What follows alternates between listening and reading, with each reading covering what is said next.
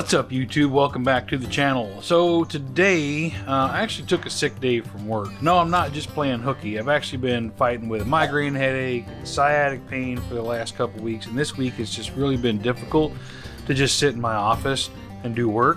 One of the best things to do for sciatic is keep moving around, keep doing things, and I can't really do that at work because of the nature of my job.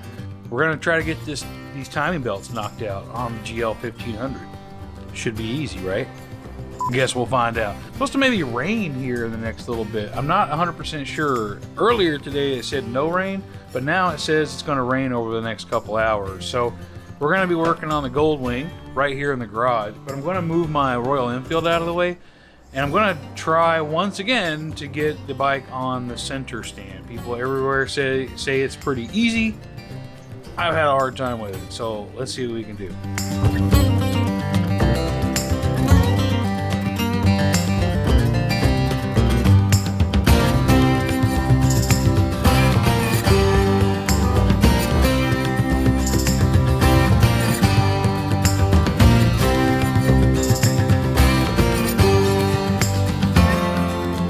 Alright, I still can't get that center stand down, so fuck it. We'll just go ahead and take this thing apart like it is. I'm going to try to keep my glasses on today.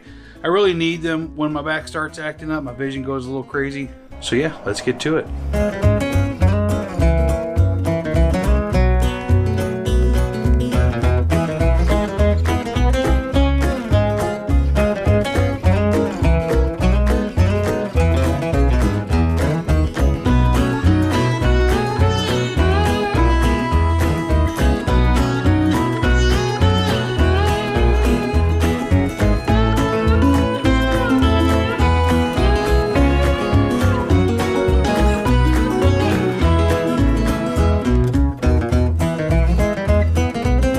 Yeah, so I rode this thing home on Saturday, and then I rode it to work on Monday just to make sure I got it registered. But some of these things are exactly what I was afraid of.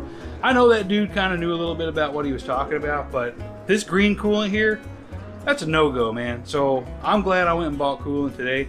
We're gonna flush this thing out and put some real, the genuine Honda HP 5050 coolant in to make sure there's no detergents in it. I'm gonna go ahead and flush it too while we're here.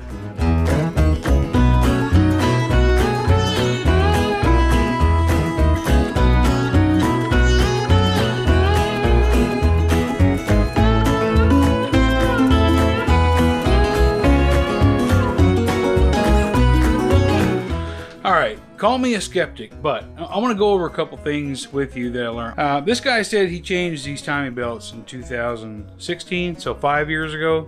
Maybe he did, but I'm going to let you take a look at it for yourself. So maybe it was 5 years ago, but I'm going to tell you what, man. This thing don't look like it's been done in a very long time. Anyway, I've got this thing lined up, all three spots, so I can take the belts off and put the new ones on. A couple little things that I watched a couple videos on this thing, and one of them I watched a guy over in the UK took off the left side engine guard, and another one the person didn't do that. And so I kind of wondered, you know, why do I need to take it off? And I figured out whatever this hose is was really in the way of getting the timing belt cover off. So loosening that or taking that off helps slide that out of the way. So everything was for a purpose there. I'm going to get these timing belts off, get the new ones on, and then we're going to flush this radiator. Let's get back to it.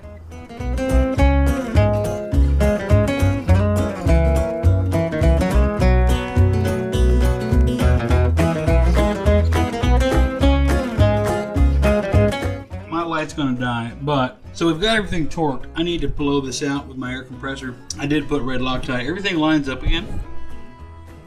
Here are these two, and then I'll show you real quick. We'll go all the way around twice. There's no catches. I've got one. My spark plug's out.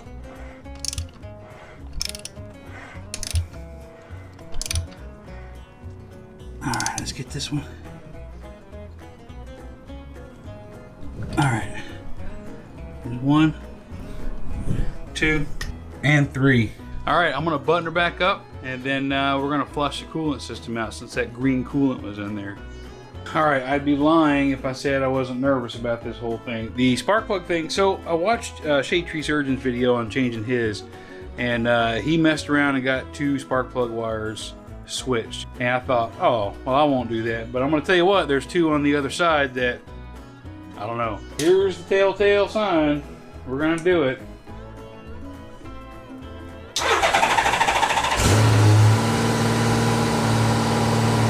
Hell yeah. I am satisfied. So I've got distilled water in there right now. I'm going to flush out this cooling system because I don't know what the hell this clown did with this green coolant, but this ain't it, Chief.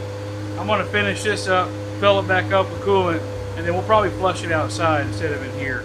3 hours later. Alright, what an afternoon. I would have been done with this thing 2.5, 3 hours ago, but I just spent the last 2.5 hours chasing down some Prestone radiator flush and cleaner. I wanted to use that stuff. I forgot to buy it prior, so I went to a couple auto parts stores, none of them had it. So now I'm just letting this thing cycle through with this radiator flush and some distilled water. We're going to drain this out, run some more distilled water through it by itself. I don't know that this guy even had a 50-50 mix in this radiator, so it was pretty bright green. It just felt kind of funny to me. So we're going to keep this thing going. We'll see you on the flip side. All right, YouTube, welcome back. It's Saturday morning. Woo! Raw power, baby. We all know that's a lie. I got some errands to run today. I need to return this to Partzilla, return these to Amazon. That's glasses I ended up not wearing. I've got to go to Honda to get some more coolant for the 1500, and I'm going to Lowe's to see if I can find the right screws for the front fairing on the 1500. You might be saying, hey Mike, you've got that nice new to you 1500 to ride. Why the hell are you riding Turd Ferguson today? Well, I am selling it, and it's been behind my house the last week under a cover. Don't get me wrong, it's kind of protected from the elements. But I can't just let it sit there until it sells. So I'm going to give it a little exercise. It runs great. I mean, people say, oh, that thing's a piece of shit. Well, it actually runs really good. It's just, it has an exhaust leak. The suspension is shit on it. And it's got a bunch of rust, and there are some gauges that don't work. Also, I ran into a problem with the 1500 after I was flushing it. And I don't know if I captured it on camera or not. I didn't like the green coolant in there. I found out later that the green coolant is probably okay. I don't like probably okay. I want my shit to run right. I want the right fluids in there. I want the right parts on there. I used 3 gallons of distilled water, a 22-ounce bottle of Prestone radiator flush and cleaner. And when I filled the radiator up, everything was fine. I checked in the reservoir. There was nothing on the dipstick at all. Not one thing was registered on the dipstick. But when I filled up the reservoir with the blue Honda coolant, a nice thick layer of green rose to the top. So there's still plenty of green in there. I talked to some guys on the Goldwing fact forum. They said it's probably fine, but again, I don't want to work with probably fine on this old motorcycle. I intend to squeeze every last mile I can out of that thing. So even though it's going to cost me a good 40 bucks or so, I'm going to get more coolant and we're going to flush that thing again. It's a chore. It's a waste of the $35 I spent the first time, but I want to do it right, man. First up, the UPS store. Oh, this is compact. All right, let's get in there and do it. All right, on to Lowe's to try to find the right screws for the front fairing on the 1500. I think since I'm going to the Honda store and it's in the same neighborhood, I might swing over to Cycle Gear to look at some jackets. We got a ride planned in a couple of weeks up to Savannah, Georgia, just because there's a bunch of dudes that can do it, and we're going to do it. It'll be the first little road trip on the GL 1500. It'll be about a 700-mile round trip. And truth be told, it's Florida cold right now. I can already hear people in other parts of the world or country who have it a little bit worse than we do in the winter. Where I live, it's so cold in the winter, if you look out the window, you'll die. But down here, we ain't used to this shit. And you might say, hey Mike, what is cold down there? Well, this morning I think it was like 52 or 53. I know, that's not the coldest, but it's cold for us. This little hoodie doesn't do much to dampen the chill from the wind. Thankfully, the Goldwing doesn't allow much wind to come through. They're right there next to each other, so we're going to swing into Cycle Gear and see what I can find in terms of a jacket for my big fat ass. But anyway, let's hit the road. I don't want to talk the whole time. We're going to head to Lowe's and get those screws.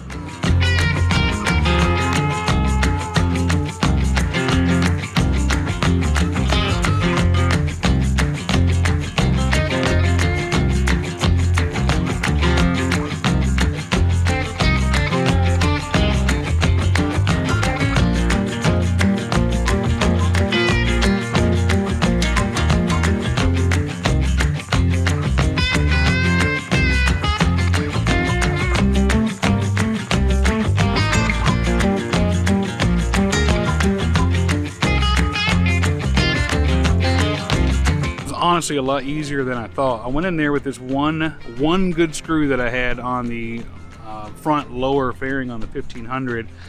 I thought maybe it was going to be some weird pitch that I couldn't find in Lowe's, but no, I found it. The only thing is they're a little long, so I ended up buying this screw. According to the manual, is an M5 by 14, and I found some M5 by 16 with a 0.8 pitch. And to make up for some of the length, I just got some 5mm washers. $3.50, can't go wrong. Let's head on over to Cycle Gear, see what we can get into. I parked downhill.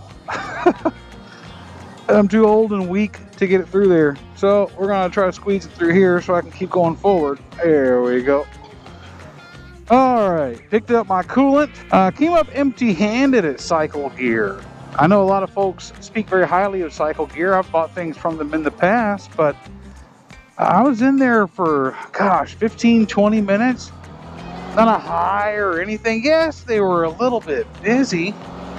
I get that. I worked retail for like 16 years, man. As customers left, they were handling their phone calls, and I'm kind of standing off to the side waiting for the guy to say something, and other customers came in and immediately helped them. Now, maybe he didn't see me. Maybe he forgot about me. I don't know what the case was. It just didn't rub me the right way, man. So I just gathered my things and took off. Not really a big fan of how that was handled. And again, I get it. A little bit busy. I worked retail for a long time. I know how it goes, but I don't know. A little situational awareness would have been really helpful in there. I did get to try on a couple jackets, but there was one I really wanted to try on. I was a little out of my reach. I was waiting for him to get the pole to pull the jacket down so I could try it on. Never did really get to it, so whatever. It is what it is, man.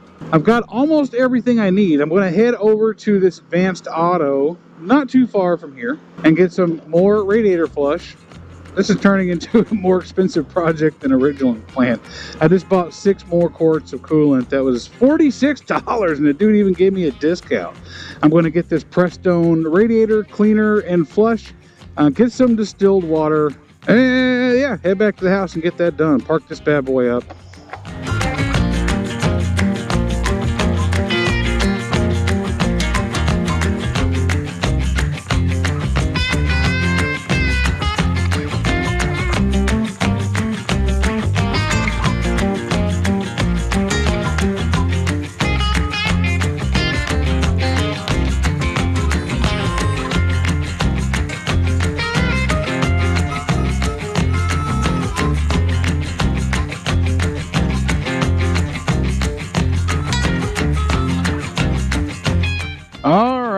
I spared you guys the boring details of flushing a radiator. Nobody wants to watch that shit. I don't even want to watch that shit. Okay, let's take it for a little test ride and we'll wrap this thing up. Will I make it? I will make it. Burping the radiator always makes a little bit spill. A local buddy of ours, Blue Friend, called it the cinnamon toast smell. And I normally know the smell of coolant, but for some reason, yeah, he's right. This is it. It's cinnamon toast. What the hell's rattling? Hopefully it's nothing serious. Boy, I love this motorcycle. I've got 2 things on the way. Like I said, we're planning our road trip in 2 weeks. But I've got 2 things on the way. Both of them were marked as shipped. One is a new front tire. I can't believe I rode this thing all the way from Ocala with the front tire that's on it. I mean, the tread looks great on both of them. Once I got back and I got in, I started doing the oil change and stuff on it last Sunday. I noticed this motherfucker is dry rotted all to hell. So I'm not really riding this thing a whole lot. I'm doing this test ride because why not? I'll risk it for that. And then I've got fork seals coming. This thing needs front fork seals. Well, there's no rear forks, is there? I don't know if I'm going to get the fork seals done in time in 2 weeks. I don't know. I may as well. I've never done that before, like everything else. What I'm afraid of is if I tear everything apart, when I take the wheel off to do the fork seals, I'm going to run into a problem where I have to order something else and wait. And I don't want the motorcycle to be down for that trip. So I may just get the tire replaced, and then when I get back from Savannah, do the fork seals then. That way I've got time just in case I have to order other parts. Man, this motorcycle is so much better than the 1200. No offense to any 1200 faithfuls out there. I love doo-doo, man. It's a fun bike. But this one, oh man, this one's where it's at. This one is where it's at, my friend. All we're going to do is go up one exit, make a loop around. I shouldn't be stressing. What's that? This thing can lean too, man. I'm really surprised. I feel more comfortable leaning on this bike than I do my Royal Enfield. Once I get that new rubber on the front, it's going to feel a lot better too, though. Woo-wee! Boy, she just purrs, man.